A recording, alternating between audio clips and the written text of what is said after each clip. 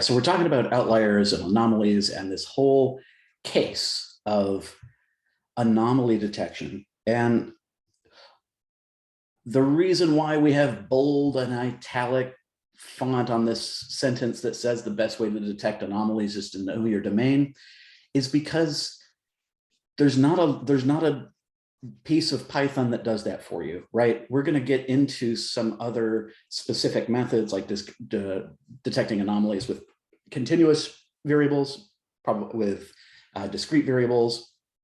We'll even talk about time series and clustering methods, but all the fancy tools in the world aren't ever going to make up for knowing your domain. Now, it's pretty cool what happens if you know your domain and you have fancy tools. So that's the big goal.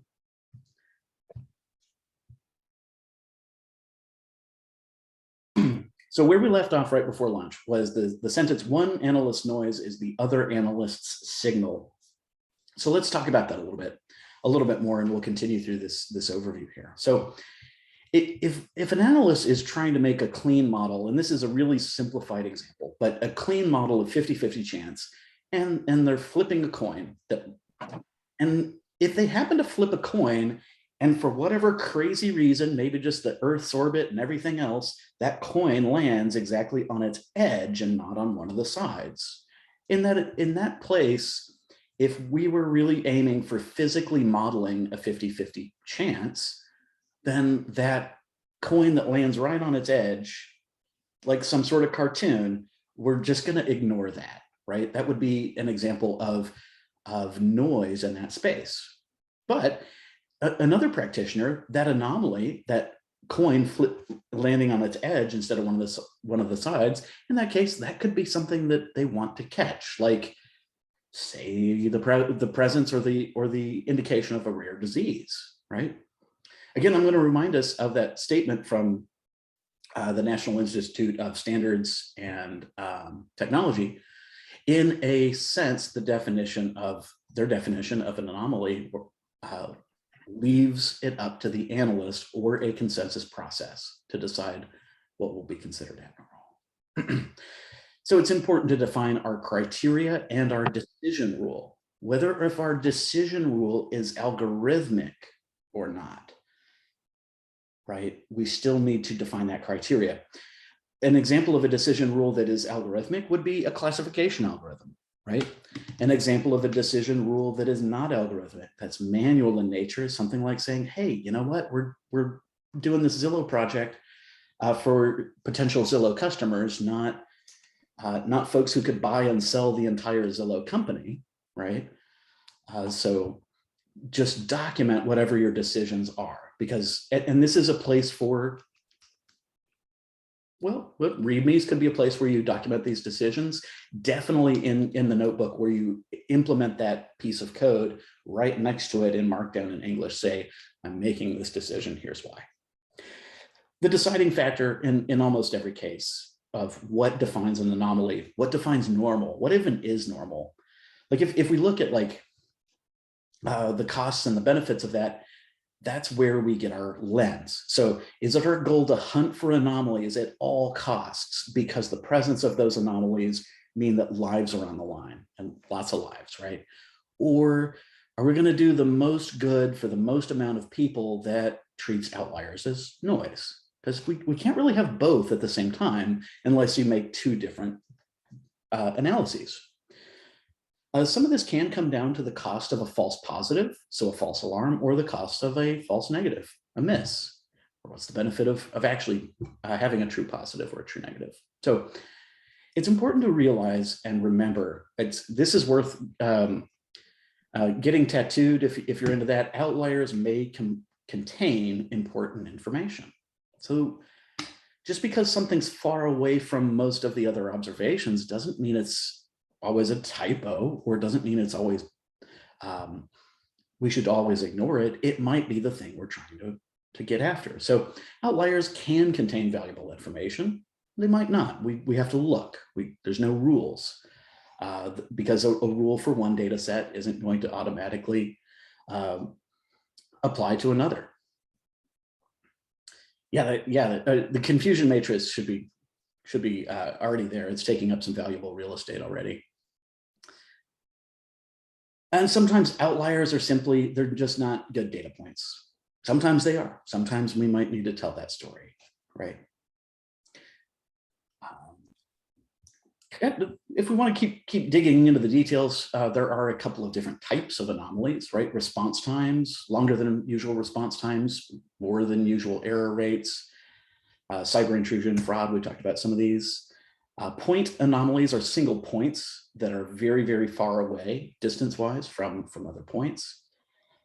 Contextual anomalies, the deal there is that is context, right? It's right there in the world and the space, but let's give a concrete example of that.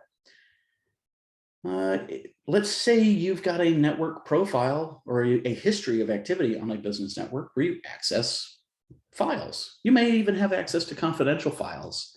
But if you are accessing onesie twosie confidential files during the daytime, but suddenly in the middle of the night, 7 gigabytes of confidential company information goes up, downloading from the company servers to you.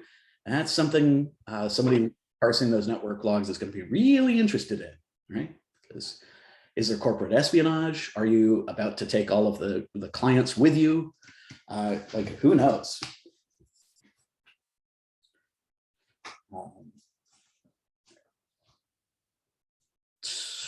Cool. So anomalies versus noise removal versus novelty detection.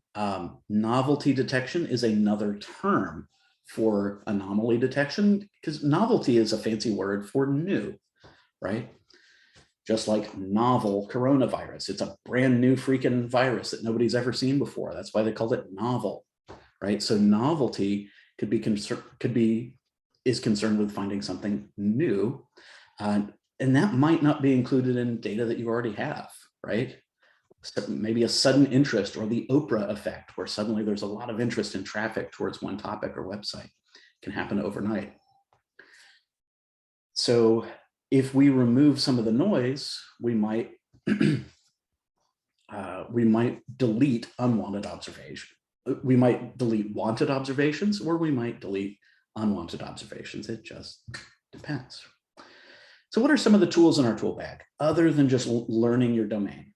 Okay, learning your domain and knowing the space is pretty important. Some other tools that we have at our disposal are statistical methods and visualizations, right? Box plots show outliers pretty easily. We can flag data points or even make subsets of data sets that contain only those data points that are different from the expected values. And those could be based on statistical properties like quantiles, mean, median, mode, etc. They could be defined as a certain amount of standard deviations away from the mean, right? We could define anomalous data points as one that deviates by, certain standard deviation. And we might want to, you saw this in time series, smooth your data. So you're not seeing all of the different individual points of the day, but you're seeing a weekly moving average. Okay, some other tools at our disposal are clustering-based anomaly detection. So this is algorithmic in nature. Again, there's not one magic algorithm that does all your anomaly detection, but we could use some clustering techniques to try to help us understand. The assumption behind some of our clustering-based anomaly detection is that data points that are similar tend to belong to similar groups or clusters, as defined by their distance from centroids. That's the k-means definition, and y'all have worked with k-means. Another algorithm that we're going to work with in this lesson is dbScan, which is density-based. So dbScan is a little bit different, and I think y'all will like it, at least conceptually. The idea behind dbScan is that the density of the data points itself determines the number of clusters. So there's an assumption baked into that. Normal data points will occur in dense neighborhoods. If that doesn't track with your data set, then we don't need to use dbScan. But if that does track with your data set, it might make sense.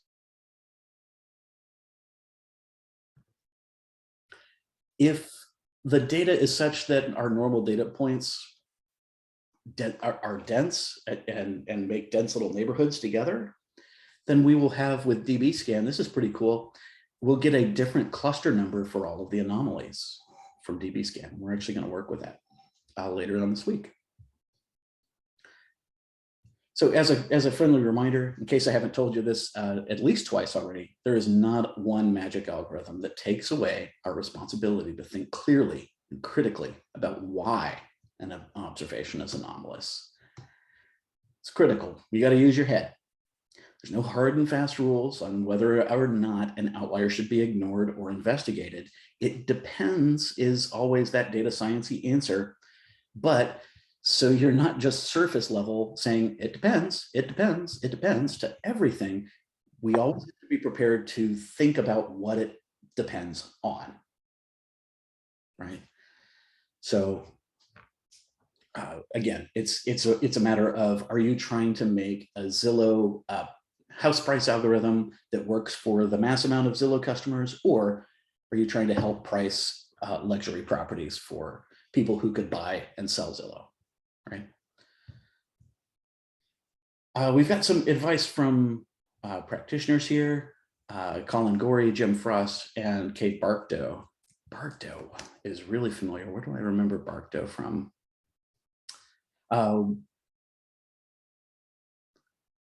Let's see. So none of this is from Gorey. None of these methods will deliver an objective truth. Wow. I mean, be with that for a little while. None of our methods will deliver objective truth certainly about which data sets observations are outliers, because there's no objective way of knowing whether or not something is truly an outlier or an honest to goodness data point that your model should account for. That's why we might, when we might get rid of outliers by means of giving them their own data set, or when we get rid of outliers, we explain why in plain language. Let's see, Jim Frost, in my view, the more formal statistical tests and calculations are overkill because they can't definitively identify outliers. Ultimately, the analysts must investigate unusual values and use their expertise to determine whether they are legitimate data points. I agree with that completely. I love this. From Kate Barkdow, there are two things we should never do with outliers. The first thing we should never do with outliers is silently leave an outlier in place and proceed as if everything was normal. The other completely wrong thing to do with outliers is to drop them without comment, just because that's unusual. We harp on this documentation thing because it's a big deal, right? What if like, just go riffing real quick. What if we're dropping outliers here and there, but our decision for how we're dropping those outliers ends up in court?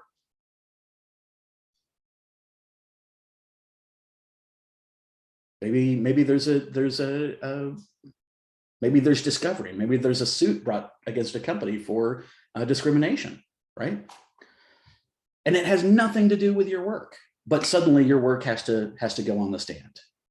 And with the habits that y'all are creating here, documenting your processes and your procedures as you go, yeah, that's good stuff. So we've got some other links here for an algorithmic approach to detecting outliers. This one's pretty popular. Andrew Ng, he made the first one of the first like massive online courses for data science. Got real big on, I think Coursera was his platform.